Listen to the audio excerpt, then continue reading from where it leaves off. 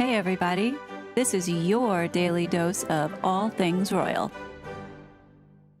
Welcome back, my gorgeous good-looking friends. Well, it's always the same people stirring up trouble. This new set of noise that has been going on for the last couple weeks, I think, in my opinion, is to be a part in supporting Harry's case for security. The Sussex camp went into swift action over an alleged joke made by a YouTuber in creating some type of celebrity Montecito royal tour. Anyhow, the outrage had been echoing all over social media, but died down shortly after. If you notice, the shit stirrer of creating this drama by none other the Sussex propagandist Jack Royston from Newsweek. But no Jack Royston article is complete without the input of Christopher Boozy of Bot Sentinel. For those that don't remember, Christopher Boozy was featured in the Netflix mockumentary for Harry and Meghan. His history with the Harry and Meghan saga dates back to October 2021. So on August 19th, about 2 weeks after the drama with this YouTuber, Karl Larsen does an interview with The Mirror, which, by the way, is a friendly Sussex media outlet. It's interesting that this story was not aggregated or picked up by other media outlets in talking about this royal tour by Karl Larsen. A lot of the buzz came from social media. 2 days later, so once again, the Sussex camp takes this and lights it on fire, with Jack Royston stepping in to write a gaslighting article. From there, other news outlets begin to aggregate the story and it blows up. But it blows up in UK-based media outlets. So why is it that Karl, who is an American doing this fake royal tour in America, choosing to talk to a British news media outlet?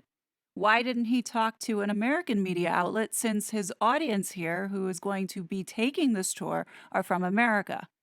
Do you see why this looks so suspicious? It's been proven that this couple has staged so many things over the last 5 years to create this optic of them being so chased by people in the paparazzi. Like, think about this.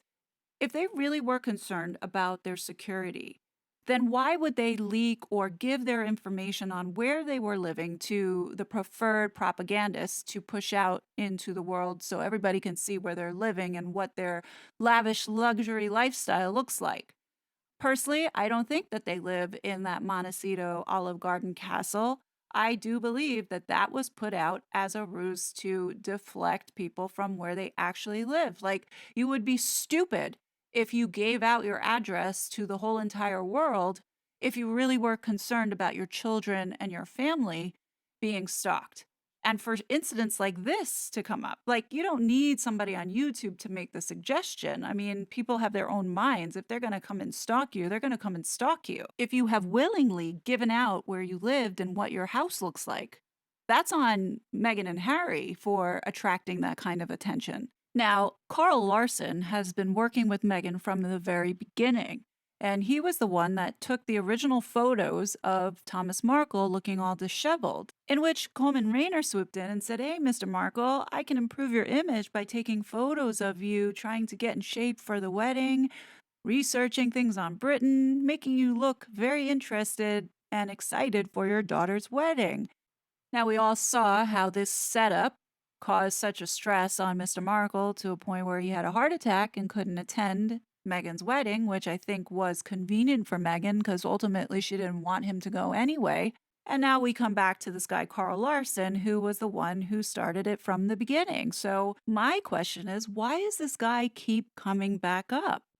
I was very surprised to see Karl Larsen agree to do this interview with Samantha and Dan Wooten last night. I went to Graceland a year ago for our high school reunion, and I thought what a great time this would be to do a similar thing in Montecito and Los Angeles. So I told Thomas, "Hey, I have a great idea. Since we're not doing, the show right now, we have, basically put Remarkable Friendship on ice until he gets better." The lies. There you go. This bitch. The lies. And here we go. Somebody is lying here because back in June 2022, right after Thomas Markle Sr. had his stroke, he did an interview with Insider in June and told him that he severed ties with Karl Larsen. And we all assumed that it was because Karl Larsen was off taking photos and doing work for Meghan and didn't tell Thomas Markle that he had interaction with his daughter. We were all led to believe that they were not on speaking terms anymore. I told him about the tour, and he said, "I think, I think you have something there." Now, I said, "Maybe we'll go see you," and he said, "Oh, I'm not really up to that right now. And besides, people may expect to see me, and I may not be up for that." So I go, "Oh, okay." So he knew about the tour. I brought it up 3 months ago. But that's not the quote that Karl gave for the Mirror interview. It says, Karl, 54, who hosted a YouTube show with the Duchess's dad, said, "I've talked to Thomas about the tour, and he said, 'Oh my God, you might have a winner there.'" I told him about the tour, and he said, "I think, I think you have something there." Now, I've also asked if we could go see him, and he said, "Hold that thought. So hopefully one day." I said, "Maybe we'll go see you," and he said, "Oh, I'm not really up to that right now. And besides, I've always thought I could turn what I know about Meghan and Harry into a tour. I'm sure it's interesting to many people. Oh, poppycock. My thoughts exactly. And, I'm struggling to understand why would this guy go on global television and lie like this and be so brazen about it, especially with Samantha Markle being there. You feel the Sussex squad are now trying to shut down this tour in some way, even though it's a capitalist venture. and well, the couple of rumors we got to stop right now. There is no bus tour. I have a luxury Infiniti QX SUV, so I'll be taking 6 people at a time, a private custom tour. So let's talk about this tour. At $1,200 a head, this is what 6 people plus the driver will be riding in on this tour. At $1,200 a head, in a full car, that's $7,200 per tour. It's nice on the outside, but let's take a look at the inside. So this is what the inside of this luxury SUV will look like if you decide to go on this tour with 5 other people. The back row looks like it would get cramped, especially the person that has to sit in the middle. I'm wondering if Karl will offer a discount for the middle seat. I mean, this is a nice car, but to tour a city and pass by a lot of the sites that are on the itinerary, I don't see it as a vehicle that is appropriate for any type of sightseeing tour. This looks kind of whack, in my opinion. So aside from this luxury SUV, let's take a look at what else is included for $1,200. Okay, good to know. Air condition is included. They're providing lunch. You get an admission pass to Old Santa Barbara Mission, worth $15, and a pass, if you're a child, worth $10.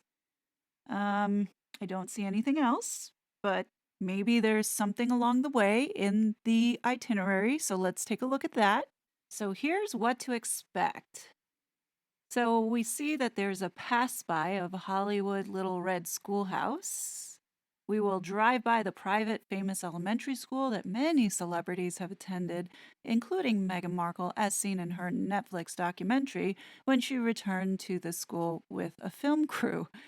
We will just drive by slowly and will only stop if someone would like to take a quick photograph. Oh, here we go. 4151 Prospect Ave.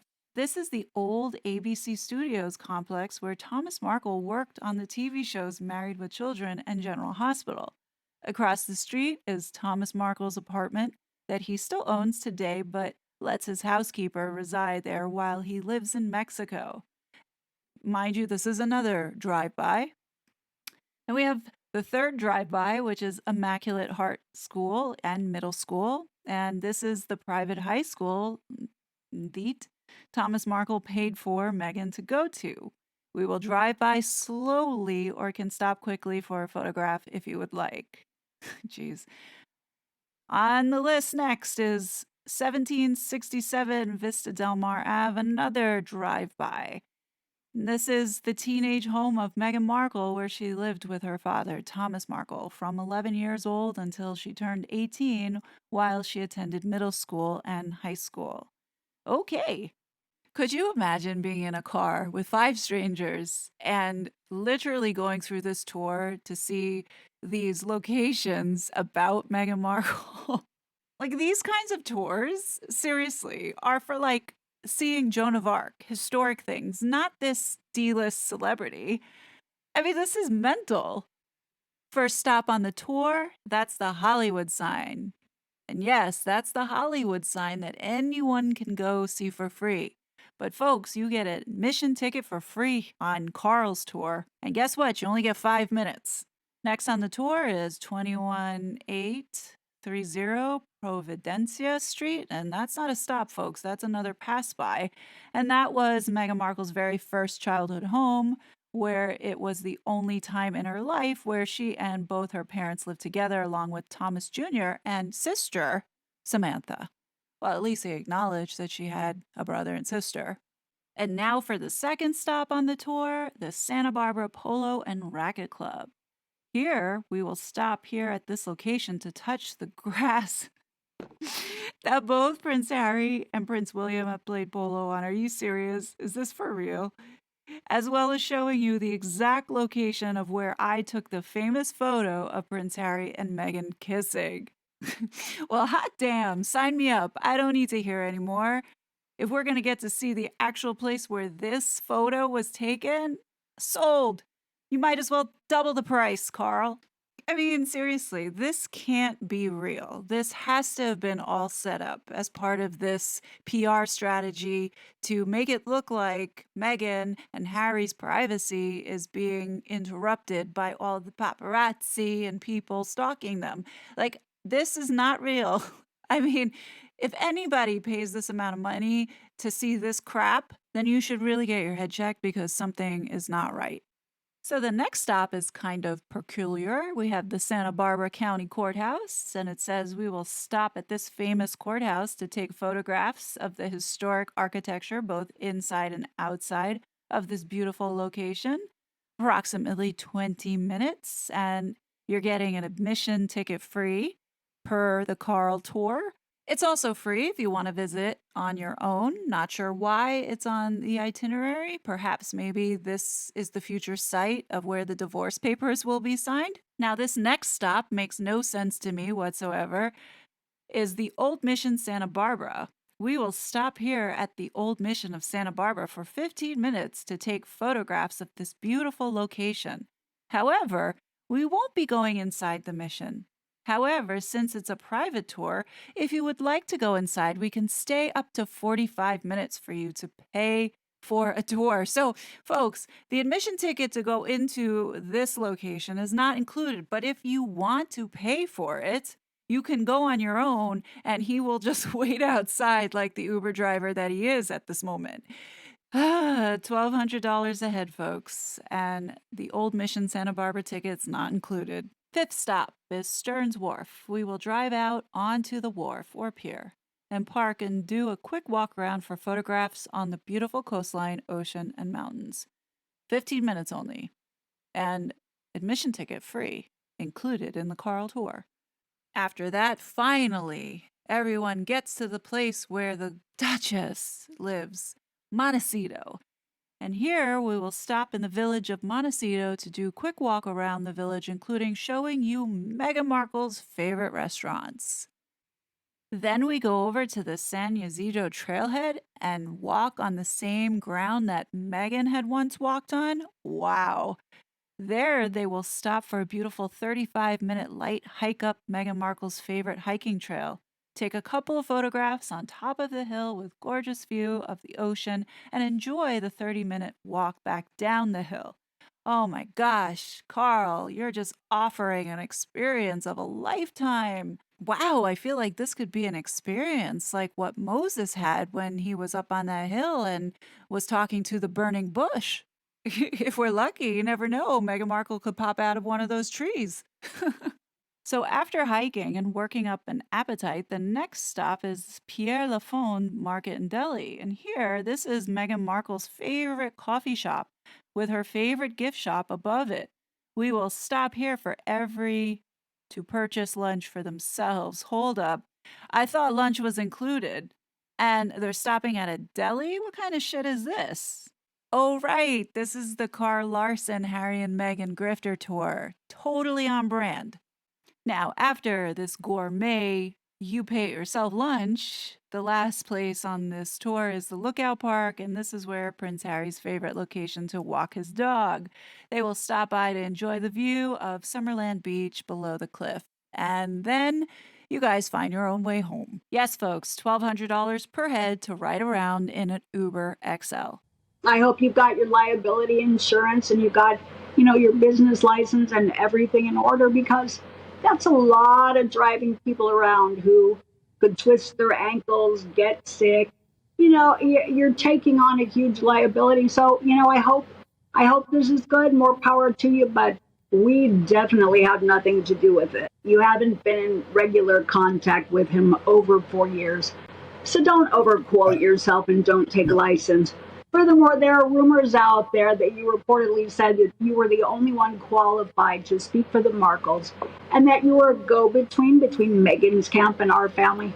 Whatever those rumors are, let's put those to bed right now. That's not true. And there's Karl shaking his head as if he doesn't know what she's talking about, which is bull because he put it in the actual listing for this tour where it says, I am the only person in the world that knows the truth about what happened between Meghan Markle and her father ahead her marriage to Prince Harry in 2018. Oh, meaning that you had involvement with setting up her father? Could that be what you know about? Anyhow.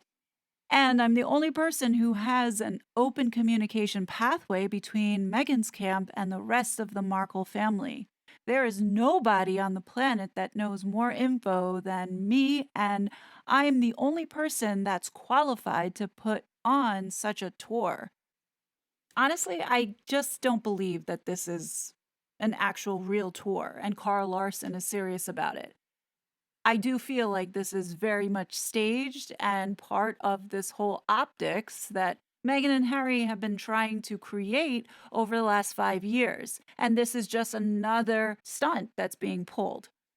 You know what else makes this feel like it's a PR stunt? Is the fact that neither Meghan nor Harry issued by their lawyers a cease and desist to Karl Larsen saying to keep their name out of this project. In addition to that, threatened to take out a restraining order so that he does not go within a certain amount of feet of their residence. But you notice they haven't. Now, if safety was so much of a concern for these two jerk-offs, then you would think that they would do something like that, but they haven't. And I have a suspicion that this is going to show up as another example as to why they need their security back. So even though in this interview, Samantha confirms and says that he hadn't been engaged with her father. You haven't been in regular contact with him over 4 years.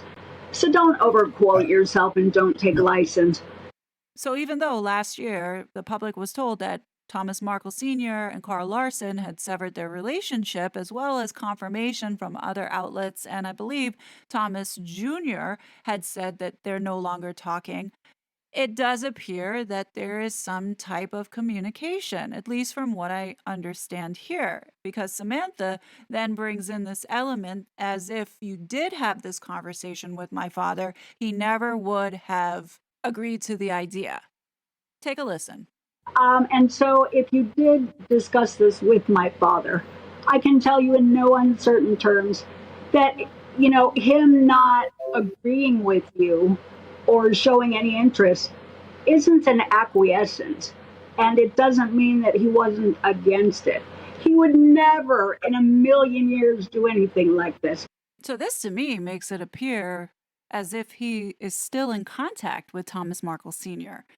And, after all that we have seen happen with this guy and his interaction with Meghan and, this coming out now and creating such a stir on social media, Why is there still an element of the family still being in contact with Karl Larsen, especially after all that has happened? What I've noticed, and I've been keeping track of this, it does appear that when Meghan doesn't have much news about her, somehow the Sussex PR machine then ropes in her family and then they end up dominating the news just to keep Meghan's name in the headlines. And I want to understand, are the Markles a part of this PR strategy? Do they understand how they are being used, or are they fully aware of how this is being perceived and played out in the media? I just find it really odd that in this interview, Samantha had every right to put her foot down and say, leave the Markle name out of your effing mouth, but she didn't. Also, if Karl was lying with this sham of a tour and making up this conversation that he had with Mr. Markle, do you think he would have been so comfortable being on this video call with Samantha Markle? Is he that morally corrupt to go on live television and lie through his teeth and do it in the face of the people that he's lying about? Or was he paid to carry out this narrative as it's part of what I explained earlier, this making this facade that this couple needs security and helping Meghan's team out by doing this? Because obviously, I just showed you all how this has blown up and how this is being perceived and why some of this doesn't make any kind of sense. Now, I'm glad that Samantha, to a certain extent, set the record straight about the family involvement with this tour, but it still does not clear up the fact, are they still in contact, and is Thomas Markle Sr. still connected to Karl Larsen? And the question would be, if he is, then why, after all that has happened? And this is just me as an outsider looking at everything at a 30,000-foot view, and it just doesn't look right. What do you guys think? Do you think this story seems a little off? Do you think that the Markles have a hand in this? Or do you think this is all Meghan? Leave your thoughts below. As always, I will be back with more content, but until then, please be safe, and I will talk to you later. Bye! It was such a fraud.